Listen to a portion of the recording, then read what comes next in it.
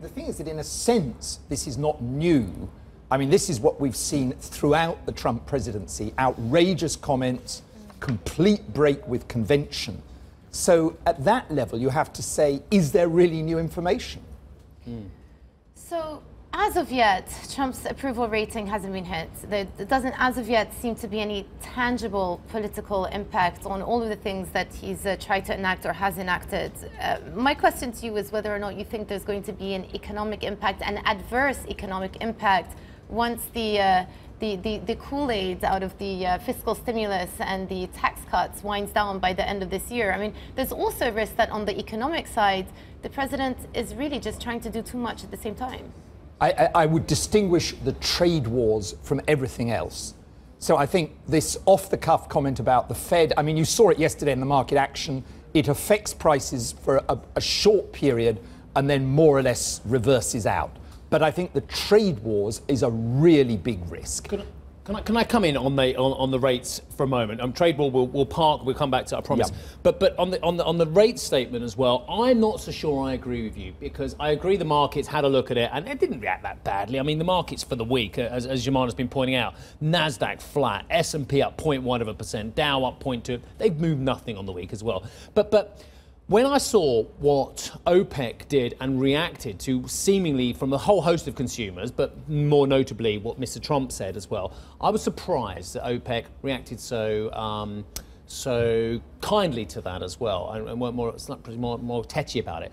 And the same with the markets as well. If the president has someone in their sights, it tends to be a target for a longer term rather than just one off the cuff comment. Well, I think with OPEC, it was clearly mutual self-interest, right? I mean, the prices were moving up very strongly to the point where it could become unstable. And so I think that made perfect sense that they would go along with what he wanted. I think with the interest rates, he can't do it. I mean, Mr. Powell cannot respond, obviously. He cannot. He has to maintain total independence.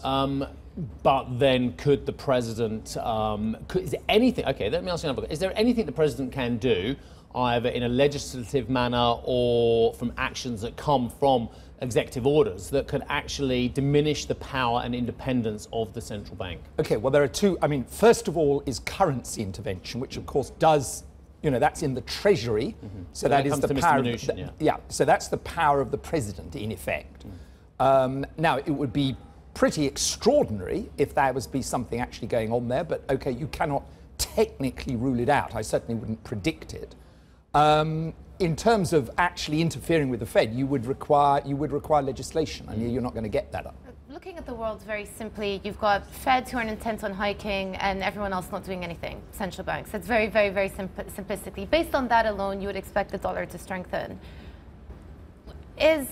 Are these comments, the comments coming out of President Trump yesterday, in any respect, going to influence the way you think about the trajectory of the U.S. dollar from here, or do you think it's just a 24-hour phenomenon and the market will easily brush it off in a few days' time when we go back to focusing on what actually drives the U.S. dollar higher and not the politics? I mean, I would agree with you that it's interest rates that matter.